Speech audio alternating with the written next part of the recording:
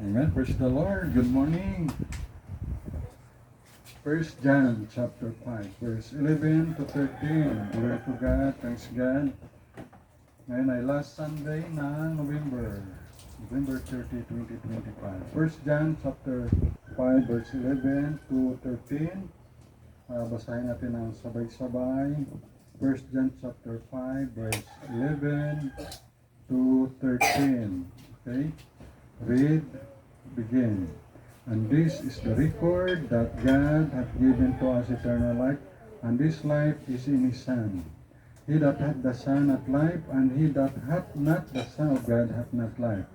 These things have I written unto you that believe on the name of the Son of God, that you may know that you have eternal life, and that you may believe on the name of the Son of God. Let us pray. Our Heavenly Father, thank you po sa inyong salita.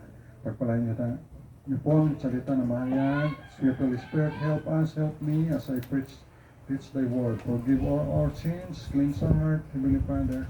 Ikaw mag-bless dito sa on-site, ang mga kapatiran may sa online. Sweet Holy Spirit, help me now, help us. In Jesus Christ's name, Amen. Ang title ngayong araw na to, He that hath the Son hath life. He that hath the Son hath life. Siya yung mayroong Son, ibig sabihin mayroong Jesus Christ, ay mayroon siyang buhay. Ibig sabihin ay buhay na walang hanggan. Mayroon pang buhay na temporary life, at mayroon pang buhay eternal. Everlasting life, eternal life. So, dalawang klase ang buhay natin. Dito sa lupa, may tinatawag na itong temporary life. Praise the Lord, kung mabuhay tayo dito ng 120 years, more or less. And then, next naman ay sa eternal life. So, ang nabuhay na matagal dito sa lupa ay, ang edad ay 969, si Methuselah. Si Adan, umabot lang siya, kung hindi ko makamali, 930 ang edad. Si Moses, 120. Si Abraham, mga 170 plus siguro, hindi ko makamali. Kaya, ang ating buhay sa lupa ay temporary life. Kaya enjoy bawat every day of our life, 24 hours a day. So enjoy natin yan ay blessing the Lord. Alam niyo ba na walang pakaiba ang mayaman at saka mahirap? Ang mayaman, meron silang 24 hours a day. Ang mahirap, meron 24 hours a day. So pantay-pantay lang naman. Makain sila ng kanin, kumakain din naman tayo. Uminom sila ng tubig, uminom tayo ng tubig. Oh. May water district, pero mayroon ng ingredient spring. Kaya, wala lang, kung makita mo yung kung anong kinakain nila, kaning baka, kakain na naman tayo, pantay-pantay lang. Ibig sabihin ay, ang tao ay pantay-pantay lang. Okay? Na sa totoo nga lang, mas blessed tayo eh. Bakit? Tayo, mayroon tayong Jesus Christ. Ibig sabihin, mayroon tayong eternal life. Pero yung mga billionaire na mga unsaved, hindi naman nila pa kinabangan yung billion nila. Matay man sila. Impyerno ang punta nila. Unsaved sila. Pero tayo, saved by the grace of God. By the grace of God, kaya tayo mas mapalad tayo. Kaya yung Son dito, ay big is referred to Lord Jesus Christ. Simple message, my Jesus Christ, my eternal life. This Son is the true God. Nasulat yan. Itong tinutukoy na Son na si Jesus Christ, this is the true God. Nakasulat yan sa the Son is the true God sa verse number 20. Verse 20, 1 John 5:20, and we know that the Son of God is come and hath given to us an understanding that we may know Him that is true, and we are in Him that is true, even in His Son, Jesus Christ. Jesus Christ, this is the true God and eternal life. O, tingnan mo, true God si Jesus Christ. He that hath the Son hath life. Number one, it is recorded. It is recorded. Kaya sabi dito sa 1 John chapter 5, verse 11, and this is the record. So may record tayo. So praise the Lord. may record. Kung estudyante ka sa school, mayroon kang class record. Kung sa NSO o sa munisipyo, city hall, may tinatawag na may record ka rin doon ng birth certificate. Kung sa school, nag-aaral ka, college, may tinatawag yung transcript of records. Pero ito naman, mayroon tayong record na mayroon tayong life because of Jesus, it is the record. So yung record ay nakasulat sa Word of God sa Bible, naka-record. God keeps the record written in heaven. Kaya sa Luke chapter 10 verse 20, nasulat doon, Luke chapter 10 verse 20, nasabi dito ay natutuwa yung mga apostles dahil lumalayas yung mga kasamang espiritu, pero hindi lang kahit dyan sabi ng Lord Jesus maging masaya, kundi itong masaya, nakasulat, nakarecord yung pangalan mo sa heaven. Luke 10:20, sabi po dito sa Luke chapter 10 verse 20, notwithstanding in this rejoice not that the spirits are subject unto you, but rather rejoice because your names are written in heaven. Magalak ka. Hindi dahil magalak ka dahil ang mga spirits, mga evil spirits are subject unto you, subject sa inyo. Ibig sabihin, under sa inyo, pinapalas nyo. In the name of Lord Jesus Christ, lumayas ka, evil spirit. So, layas sila. Pero, dito ka dapat masaya, but rather rejoice because your names are written in heaven. Sabi ni Lord Jesus sa kanyang mga apostles, mas magalak ka dahil ang pangalan mo ay written in heaven. Wow! Nakasulat sa langit ang pangalan ng mga apostolis, disciples ng Panginoon Kristo. Kaya, maging sa Philippians 4:3, may binanggit doon na ang mga pangalan nito mga believers na to ay nakasulat sa Book of Life. Philippians chapter 4 verse 3. Simulat na Apostol Pablo, and I entreat thee also through your fellow, help those women, tulungan niyo itong mga babae na to which labored na nagtatrabaho sa Panginoon with me in the gospel, katulad ni Nay Heidi, labored in the gospel, with Clement also and with other my fellow laborers whose names na kanilang mga pangalan are in the Book of Life. Wow! Kung sa Apostol Pablo, no? Anak ay pinasulat ka na Holy Spirit nga itong mga babae na to, na itong women na to na nagatulong rin sa gospel at si Clement also with my other fellow laborers whose names, kanilang mga pangalan are in the Book of Life. Napakaganda encouragement na ang pangalan nila nakasulat sa Book of Life. Even our life also nakasulat sa Book of Life. Kaya kung ang pangalan mo, kung ano na pangalan mo ngayon, huwag mo nang pabaguhin kahit baka pagdating sa langit, makalito-lito pa. Kaya pangalan ko na Joyce, pang babae, ay hindi ko na pabaguhin. Yan na yan. Tanong ko nga si nanay nun, ang istorya kami, pero sabi nanay, ang pangalan sana na ako na ay Joel. Pero dahil Joyce na, ginayos kapitbahay, pang babae. Kaya kung may sulat ako ay Miss Joyce, kung sa palawang pawn shop ay Ma'am Joyce, natawag ay okay na lang, nahayaan na lang yan. Yan ang naka-record sa langit by the grace of God because of Lord Jesus. Kaya hindi ko na yung babaguhin. Pilido ni Mama na rin, Panis, ay imbis letter E, is, naging I is, ay wag na yun. Ay malito pa dun sa record. Okay na yun kung ano na-record, yun na lang. Kaya, salamat tayo sa Panginoon na mayroon tayong assurance sa Word of God, kahit sa Apostol Pablo, through the Holy Spirit, pinasulat ito mga laborers doon sa Philippians church ay nakasulat na ang kanilang mga pangalan, names, marami sila, are written in the Book of Life. May sa Revelation 3:5. Sulat so, sa Revelation 3:5. Revelation chapter 3 verse 5. Pag ang Bible mo, pag madali lang maghanap ng Revelation. Pag nakaganito, baliktarin lang yung Bible. Subuksan ito. Yan, Revelation na. Revelation 3:5.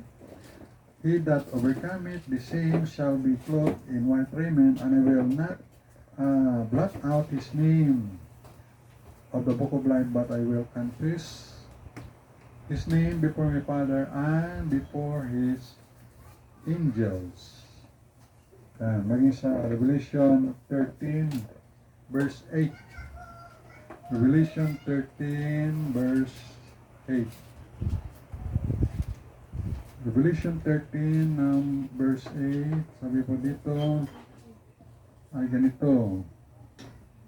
And all that dwell upon the earth shall worship him, whose names are not written in the book of life, slain from the foundation of the world. Dito naman ay yung pangalan nila na nakatira doon sa earth, mag-worship sa Kanya, na pangalan ay hindi nakasulat sa aklat ng buhay, life of the Lamb, slain from the foundation of the world. So, ito yung ano sabi dito yung and all that dwell upon the earth shall worship him, whose names are not written in the book of life of the Lamb, slain from the foundation of the world. Baka ito yung sakwan yung nag-worship yung sa beast. Siyempre kung ang gina-worship naman nila yung beast o yung kaaway ng Panginoon, siyempre hindi nakasulat ang kanilang pangalan sa book of life. Pero kung si Lord Jesus ang na-worship, siyempre sa book of life. Ganoon lang yun eh. Kumbaga yung contradictory. Maging sa Revelation 17:8, sino dito yung kasulat dito? Tingnan natin. The beast that the so beast was, and is not, and shall ascend out of the bottomless pit, and go into perdition. They that dwell on the earth shall wonder, whose names were not written in the book of life. O yung mga unsaved from the foundation of the world, when they beheld the beast that was, and is not, and yet is. O so mga unsaved ito, hindi sila nakasulat sa book of life. Maging sa Revelation 20:15. Revelation 20 verse 15. Pag hindi matagpuan ang pangalan, tapon sa kapara. Revelation 20 verse 15, and whosoever is not found written in the book of life, so hindi nakasulat sa aklat ng buhay, was cast into the lake of fire, tapon sa lake of fire, dagat-dagatan ng pool. Pero tayo, with the grace of God, ay sinulat ng ating pangalan sa book of life because of the Lord Jesus Christ, sa ating faith. For by grace are you saved through faith kay Lord Jesus Christ. Kaya, salamat tayo sa Panginoon na ang ating pangalan ay nasa book of life. At yan ay sigurado tayo dyan. Hindi tayo magdududa.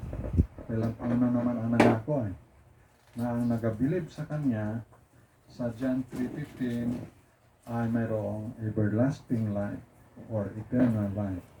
Revelation 21:27, and there shall in no wise enter into it anything that defileth, neither whatsoever worketh abomination or maketh a lie, but they which are written in the Lamb's book of life. Revelation 22:19. And if any man shall take away from the words of the book of this prophecy, God shall take away his part out of the book of life, and out of the holy city, and from the things which are written in this book. Ayan. So, recorded yan. He that hath the Son hath life. It is recorded. Number 1, it is recorded. Number 2, it is simple, clear message. Number 2, it is clear. It is simple, clear message. Napakasimple at maliwanag na mensahe. Makita natin dun yung positive versus negative. Yung contrast. So, easy to understand. Kaya yung nawitnessan ko noong Friday, member ng Jehovah's Witnesses, noong November 28, bumili ako ng bigas, yung gabantay doon ay ng kabataan, binigyan ko ng gospel tracts. Tapos sabi ko, bigyan ko ng babasahin. Tapos sabi ko ay, istoryahan kita about sa salvation kay Lord Jesus Christ. Sabi ko sa kanya, Romans 6:23, for the wages of sin is death, but the gift of God is eternal life through Jesus Christ our Lord. So through Jesus Christ, sabi ko, hindi pamamagitan ng religion, not sa Catholic, Baptist, or ano pang mga grupo, or sa saksi, kundi through Jesus Christ lang. Pero sabi niya, ang maligtas lang daw ay 144,000. Sabi ko, sa kanya mga Jewish people, mga Hudyo yun. Ay, isipin mo, kung maligtas lang ay 144,000, ang populasyon ng Philippines ay 118 million. Ibig sabihin ay ang hindi pupunta na mga Pilipino sa langit ay 117 million at 117 million at 800,000 mahigit. Di ba no? Ay 144,000 lang. Ay, Philippines lang yan. Ay about whole world. Ang populasyon natin ay ilan dyan? 8.8 billion. Basta 8 billion, no? 8 billion na populasyon ng buong mundo na pupunta, ibig sabihin 8 billion mahigit 8 point something, hindi kung yung point something na yun baka million pa rin yan ibig sabihin sobra 8 million pala ang pupunta sa hell. Sabi ko ay that's wrong yung tinuturo sa iyo, dapat magsaliksik ka, di ba no? Tapos tinanong ko siya, sure ka na ba na sa langit pupunta pag namatay tayo? Hindi niya alam. Kita mo? Kumbaga, ano mang religion o grupo na hindi mo alam saan patutungo, pag namatay, ibig sabihin, dinaya sila ng kanilang tagapagturo. Ibig sabihin, hindi naturoan kung paano magkaroon ng buhay na walang hanggan. At ano mang religion, grupo yan. Tapos, palagi kang kasimba doon, tapat ka, faithful ka, wala kang absent, tapos nagabigay ka pa, nagadonate ka pa, tapos hindi mo rin alam pala saan pupunta pag namatay. So, sayang. Unlike dito sa atin, sa Bethany Baptist Church Mission Kalibo by God's Grace, ay tinuturoan dito na ngayon pa lang, alam mo na sa langit ka pupunta. Tinuturo dito. At yan ay sa magitan ni Lord Jesus Christ. Pero ang sabi ko, ang pinako doon sa cross, Lord Jesus, hindi yung grupo o religion. For by grace are you saved. Sa biyaya kayo naligtas. For by grace are you saved through Christ Jesus. By faith. No? For by grace are you saved through faith of the Lord Jesus Christ. It is not of yourselves, it is the gift of God. Lest any man should boast. Kaya, imagine daming mga simbahan, thousands of churches, tapos yung mga membro o nagasimba, na-deceive na dahil sila. Bakit? Simba ng simba, balik-balik. Hindi rin pala alam kung saan punta pag namatay. Pero dito, by the grace of God, palagi review kung mamatay ka, saan ka pupunta, yung sure sa langit. Pero kung hindi sure, tuturuan. Through Jesus Christ. Diba, no? So, na-deceive yung maraming na-deceive. Kaya nga kailangan na magsuluinin. Kaya kung may lalabas, may maliligtas. O lumabas ka ng AJJ, kahit kunting panahon lang, so may maliligtas. Ibig sabihin kung may magsuluinin, mag-share ng message of salvation, good news, message of gospel, the death, burial, and resurrection of the Lord Jesus Christ, at mag-believe sila, maligtas sila. So, kunti lang naman ang nagalabas. Pastor, preacher, Bible student, siyempre yung mga senior citizen, kung hindi kalabas, dahil sila yung prayer warrior at sila yung supporter. Plus kaya na ID, supporter siya. Hindi man good siya kahalakad. Pero kung mga bata pa, dapat gamitin ang buhay sa Panginoon. Mga bata pa nga, yung energy ginagamit sa basketball. Pag may mga basketball, excited, masigla yung katawan, mapagsik. Basketball, tapos kung mga outing, ano rin, outing, early pa sa venue kung saan meeting point, meeting assembly, di ba? Excited. O pagdating sa winning, ay, konti ang gating. Ibig sabihin yung energy, dapat ay ipagamit sa Panginoon, especially sa pag-atay ng kaluluwa. Dahil ang importante ay kaluluwa na para maalis yung kaluluwa sa impyerno, kailangan sira ng gospel tungkol kay Jesus Christ. Ay si Crystal ay na sure mo na Crystal rin na save ka. So kung save ka na, sure mo na. Kung hindi pa sure, pa-sure uli. And then, pag sure mo na, pwede ka nang i-baptize. Katulad ni Lord Jesus, na-baptize mo na. Yan. Kaya nga, hindi man ako tinawag ng Panginoon para mag-build ng malaking church. Hindi man ako tinawag ng Panginoon para to get lang na offering, kundi gina-share pa nga yan yung offering, napakain, ginagamit sa ministry. Kundi tinawag ako ng Panginoon by God's grace para to get people out of hell. At pati rin ikaw mismo. Doon tayo tinawag na makuha yung kaluluwa, madala sa Panginoon, huwag mapunta sa impyerno. And by the grace of God, ang Bethany, bilang sobra 1 year pa lang, Bethany Baptist Church Mission Kalibo, ating sending church ay Bethany Baptist Church Makati, sending pastor ay Pastor Jerry Nable, ay nakabigay na tayo ng gospel tracts na 1,400 plus na. At ang mga tumanggap sa Panginoon na rin na winning, na sunod sa sinner's prayer, kasi yung iba namang Baptist, yung mga pastor, hindi niwala sa sinner's prayer, pero tayo naniwala tayo doon, kaya nasa Bible yan. Whosoever shall call upon the name of the Lord shall be saved. That if thou shalt confess with thy mouth the Lord Jesus, and believe in thine heart, di ba? Confess, at meron rin sa magnanakaw sa kanan, na nag-pray rin, Lord, remember me when thou comes into thine kingdom, ay nag-sinner's prayer. Hindi lang katulad sa ating katulad na sinasabi na Lord Jesus, sinamin ko ako ay makasalanan. Salamat kayo namatay, umilibing at muling nabuhay. Naniwala po ako sa inyo at patawarin ko sa inyong kasalanan at tinatanggap kita Panginoon Jesus sa puso ko bilang sabi ko tagapagligtas sa Panginoon.